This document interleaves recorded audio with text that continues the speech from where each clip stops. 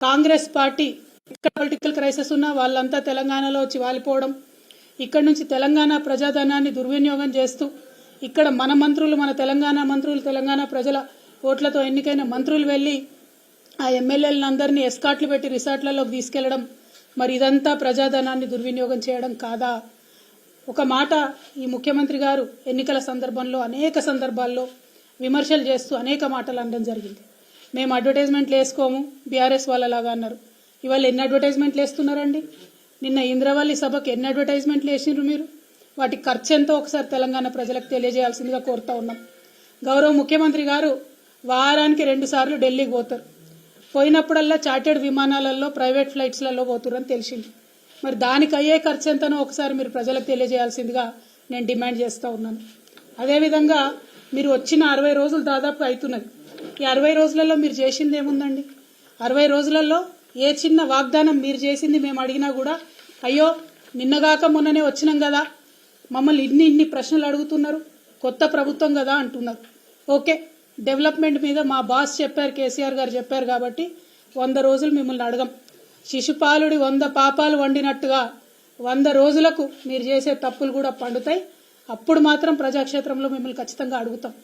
కానీ ఈ 60 రోజులలోనే మీ యొక్క పొలిటికల్ వైఖరి ఏంటి, రాజకీయ పరంగా మీరు తీసుకుంటున్నటువంటి నిర్ణయాలు ఎట్లున్నాయి, తెలంగాణ ప్రజలకు ఎప్పటికప్పుడు చెప్పాల్సినటువంటి బాధ్యత ప్రతిపక్షంగా మా మీద ఉంది. కాబట్టి ఖచ్చితంగా కొన్ని అంశాలను ఇవాళ ప్రజల ముందు చెప్పదలుచుకున్నాం.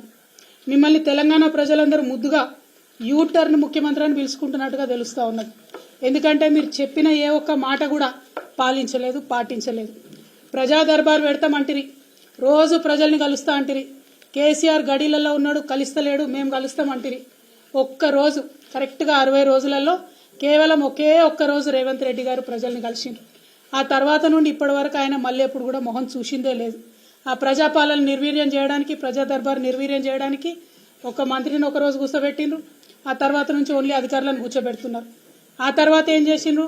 రాష్ట్రంలో ఉన్న వాళ్ళంతా ఇక్కడికి వచ్చేందుకు హైదరాబాదు జిల్లాలలోనే ప్రజాపాలన పెడతామని చెప్పారు. మేము చెప్పింది అదే కదా, ప్రజల వద్దకే పాలన పోవాలనే చిన్న జిల్లాలు చేస్తుంది, మండలాలు ఏర్పాటు చేస్తుంది, కొత్త కొత్త జీపీలను క్రియేట్ చేస్తుంది, తండాలను గ్రామ పంచాయతీలు చేస్తుంది. పాలన వికేంద్రీకరణ జరగాలని మేము కోరుకుంటే పాలన సెంట్రలైజేషన్ జరగాలని మీరు కోరుకున్నారు. కోరుకున్న ఒకే ఒక్క రోజులో మీకు అనుభవం అర్థమైంది. కేసీఆర్ గారికి ఉన్న అపారమైన రాజకీయ అనుభవంతో ఆయన తీసుకున్న నిర్ణయాలను ఆనాడు విమర్శించిన మీరు ఇవాళ వారి బాటలోకి రావడం చాలా సంతోషం. ప్రజల వద్దకే పాలన పోవాలే, పాలకుల వద్దకు ప్రజలు రాకూడదనే అంశాన్ని నిరూపించి కేసీఆర్ గారు తొవ్వ కరెక్ట్ అని తెలంగాణ ప్రజలకు తెలియజేసినందుకు ముఖ్యమంత్రి గారికి మేము అభినందనలు తెలియజేస్తా ఉన్నాం. అదేవిధంగా మీరు ఇచ్చిన మాటలు, ప్రజా దర్బార్ అంటిరి, పోకపోతిరి. నాకు కాన్వాయ్ ఎందుకు, నాకు పెద్ద కాన్వాయ్ వద్దు, నేను సింపుల్గా పోతా, 15 కార్లు కాదు 9 కార్లే కావాలి, నేను పోతే ట్రాఫిక్ ఆపకండి అని ప్రగల్భాలు వలికితిరి. ఇవాళ హైదరాబాద్లో ప్రయాణం చేస్తున్నటువంటి ప్రజలందరికీ తెలుసు, ముఖ్యమంత్రి గారు కాన్వాయ్ పోతుందంటే ఎక్కడికక్కడ ట్రాఫిక్ ఆపుతా ఉన్నారు. కానీ దాన్ని కవర్ చేయడానికి మీ చుట్టూ ఉండే బాజా భజంత్రీలు, ప్రాపగండా టీమ్స్ ఏమంటున్నారు? అయ్యో అంబులెన్స్ వచ్చింది రాగానే మా ముఖ్యమంత్రి తవ్విచ్చింది అంటున్నారు. ఇయ్యాలే కదా, మినిమం కట్టసి కదా. చెప్పిన మాట తప్పి ఉల్టా ప్రాపగండా చేసుకోవడం. కేవలం ఈ ఒక్క విషయమే కాదు, కుటుంబ పాలన అంటుంది. మరి వాళ్ళు అధికారికంగా మీ సోదరులు కొంతమంది జిల్లా రివ్యూలలో వేదిక మీద కూర్చోబడుతుంది, ఇంకా కొంతమంది సోదరులు వేరే వేరే నియోజకవర్గాలకు ఇన్ఛార్జీలు ఉండబడుతుంది, ఇంకా కొంతమంది సోదరులు ఏమేం పనులు చేస్తున్నాయో ప్రజలందరికీ కూడా తెలుసు. సమయం సందర్భం వచ్చినప్పుడు తప్పకుండా అవన్నీ కూడా బయట పెట్టడం జరుగుతుంది. కుటుంబం అని తెల్లారు లేస్తే కేసీఆర్ కుటుంబం మీద ఏడ్చేటటువంటి ముఖ్యమంత్రి గారికి నేను ఒక మాట చెప్తా ఉన్న, ప్రజలందరూ కూడా దయచేసి తెలుసుకోవాలి. ఇవాళ రాష్ట్రంలో కాంగ్రెస్ పార్టీ నుంచి 22 కుటుంబాలకు టికెట్లు ఇచ్చినారు. 22 కుటుంబాల నుంచి అధికారికంగా ఏదో ఒక పదవిలో అభ్యర్థులు ఉన్నారు.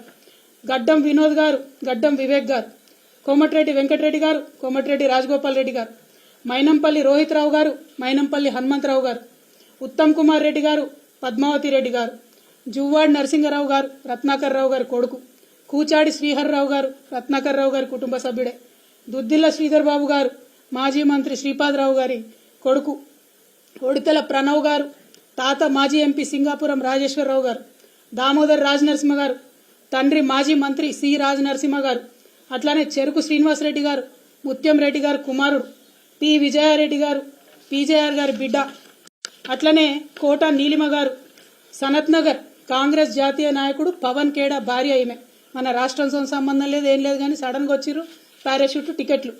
చిట్టం పర్ణికారెడ్డి గారు మాజీ ఎమ్మెల్యే నర్సిరెడ్డి గారి మన్మరాలు, కూచుకుల రాజేష్ రెడ్డి గారు నాగర్ కర్నూలు దామోదర్ రెడ్డి అన్న కొడుకు, కుందూరు జైవీర్ రెడ్డి గారు నాగార్జున సాగర్ జానారెడ్డి గారి కొడుకు. మళ్ళీ ఇప్పుడు వాళ్ళ అన్నకి ఎంపీ టికెట్ కావాలని ఇవాళనే ఆయన అప్లికేషన్ కూడా పెట్టుకున్నారు జైవీర్ రెడ్డి గారు. కొండా సురేఖమ్మ గారు మాజీ ఎమ్మెల్సీ కొండా మురళి భార్య, మల్లు బట్టి విక్రమార్క, అదేవిధంగా వాళ్ళ సోదరులు మల్లు అనంతరాములు గారు, మల్లు రవి గారు వారి తండ్రి గారు, వారు మొత్తం కుటుంబ నేపథ్యమే. ఇవాళ మల్లు బట్టి విక్రమార్క గారి భార్య ఖమ్మం ఎంపీ టికెట్ రేసులో కూడా ఆవిడ ఉన్నారు. మరి పట్లోళ్ళ సంజీవ్ రెడ్డి గారు మాజీ ఎమ్మెల్యే పట్లోళ్ళ కృష్ణారెడ్డి గారి కొడుకు, మదన్ మోహన్ రావు గారు వారిది కూడా కుటుంబ నేపథ్యమే. ఇట్లా ఒక్కొక్కటి చూసుకుంటూ పోతే గిన్ని కుటుంబాలకు మీరు ప్రోద్బలం ఇస్తున్నారు, ఇన్ని కుటుంబాలకు మీరు పోటీ చేసే అవకాశం ఇచ్చారు, ఇన్ని కుటుంబాలను మీరు మోస్తున్నారు. మళ్ళీ ఇలా కోమటిరెడ్డి రాజగోపాల్ రెడ్డి గారు ఏమంటారు, మా అన్నకు మంత్రి పదవి ఉంటే ఏమవుతుంది, నాకు రాదా మంత్రి పదవి అంటారు. మీరు మా మీద మాట్లాడే అర్హత మీకుందా? మీరు మమ్మల్ని మాట్లాడితే కేసీఆర్ గారిని ఇంకా కూడా తిట్టడం తప్పితే ఏం పని చేస్తున్నారో ఒకసారి తెలంగాణ ప్రజలకు దయచేసి తెలియజేయాలని నేను కోరుతా ఉన్నాను. అదేవిధంగా రేవంత్ రెడ్డి గారు వైఖరి చూసుకుంటే ప్రమాణ స్వీకారం చేసిన రోజు జై సోనియమ్మ సోనియా గాంధీ కాలు మోకడం, జై తెలంగాణ అన్న మాట ఇంతవరకు రాలే. ఇంతవరకు జై తెలంగాణ అన్న మాట మన తెలంగాణ రాష్ట్ర ముఖ్యమంత్రి గారి నోటి నుండి రాలే. అమరవీరులకు ఇంతవరకు ఒక్కసారి నివాళులు అర్పించలే. అమరజ్యోతికి పోయేటటువంటి తీరిక కూడా కనీసం ఈ ముఖ్యమంత్రి గారికి లేరు. దయచేసి తెలంగాణ ప్రజలు ఒక్కసారి ఇటువంటి ముఖ్యమంత్రి కేసీఆర్ గారి మీద ఆరోపణ చేస్తూ ఉంటే ఆయన నీతి ఏంది, ఆయన నైజం ఏంది, ఆయన వైఖరి ఏంది, ఆయన యొక్క లక్ష్యం ఏంది, అల్టిమేట్గా ఒక్కసారి మీరు ఆలోచన చేయాలి.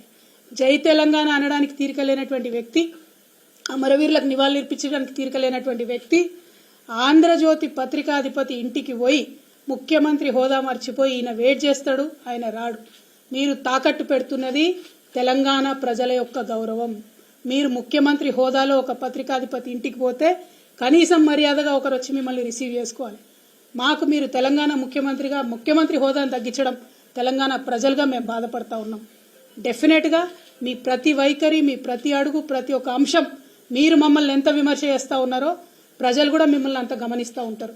అయినా ఒక పని జరిగిపోయింది, ఎలక్షన్ రిజల్ట్ వచ్చింది, ఇవాళ మీరు అధికారంలో ఉన్నారు. మిమ్మల్ని సూటిగా ఒక ప్రశ్న అడుగుతా ఉన్నాం. ఎస్, అసెంబ్లీలో పూలే విగ్రహం పెట్టాలని వాళ్ళు నేను డిమాండ్ చేస్తా ఉన్నా.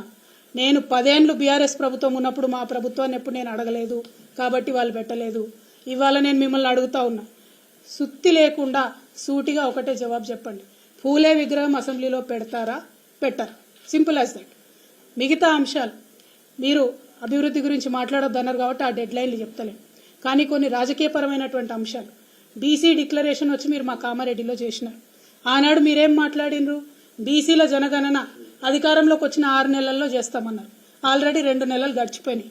ఇంతవరకు మీరు కనీసం ఆర్డర్ కూడా ఇవ్వలే.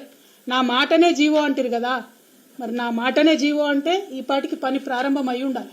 ఎందుకు అవ్వలేదు పని ప్రారంభం? బీసీలు అంటే గౌరవం లేదా? బీసీలకు 6 నెలల లోపల మీరు జనగణన చేపట్టకపోతే మీరు వాగ్దానం చేసినట్టు 42% రాజకీయంగా రిజర్వేషన్లు ఎట్లు ఇస్తారు? ఈసారి మిస్ అయితే మళ్ళా 5 ఏళ్ల పాటు బీసీలకు రాజ్యాధికారంలో వాటా ఎట్లా ఇస్తారు? మేము మిమ్మల్ని తొందర పెట్టడానికి, ఈ ఎజెండా ఇప్పుడే చేయమని అడగడానికి ఒకటే కారణం. 42% బీసీలకు రిజర్వేషన్ ఇవ్వాలంటే వితిన్ 6 months మనకు రిజల్ట్ రావాలి జనగణన, తర్వాతనే రిజర్వేషన్ ఇచ్చేటటువంటి ఆస్కారం ఉంటుంది. అట్లానే ఎల్లుండి శాసనసభ కార్యక్రమాలు జరగబోతా ఉన్నాయి 10వ తారీఖు నాటి నుంచి. మరి ఆనాడు జరిగే శాసనసభలో ఈసారి పెట్టే బడ్జెట్లో మీరు వాగ్దానం చేసినట్టుగా బీసీలకు 20,000 కోట్లు కూడా మీరు బడ్జెట్లో పెట్టాలని చెప్పి ఈ సందర్భంగా నేను డిమాండ్ చేస్తా ఉన్నాను. 2 ప్రధానమైన డిమాండ్లు. మనకు బీసీలకు రాజ్యాధికారం మిస్ అవ్వకుండా 42% వాటా ఇస్తా అని మీరు వాగ్దానం చేశారు కాబట్టి తక్షణమే జనగణన ప్రారంభించండి. రెండవది, ఈసారి అసెంబ్లీలో పెట్టే బడ్జెట్లో 20,000 కోట్లు బీసీలకు బడ్జెట్ పెట్టండి అని చెప్పి మేము డిమాండ్ చేస్తూ ఉన్నాం. అదేవిధంగా ఇంకొక విషయం కూడా తెలంగాణ ప్రజలు దయచేసి గమనించాలి. నిన్న మొన్న కేంద్ర ప్రభుత్వం బడ్జెట్ పెట్టింది 1వ తారీఖు నాడు. 1వ తారీఖు నాడు కేంద్ర ప్రభుత్వం బడ్జెట్ పెడితే 0 అండి. తెలంగాణకు వచ్చిన బడ్జెట్ 0, 0 బడ్జెట్ వచ్చింది తెలంగాణకు. తెలంగాణ రాష్ట్ర ముఖ్యమంత్రి గారు 2 రోజులైతున్నా కనీసం నోరు మెదిపి మా రాష్ట్రానికి 1 రూపాయి కేంద్రం ఇవ్వలేదని మాట్లాడడం లేదు. ఎందుకోసం మాట్లాడతలేరు?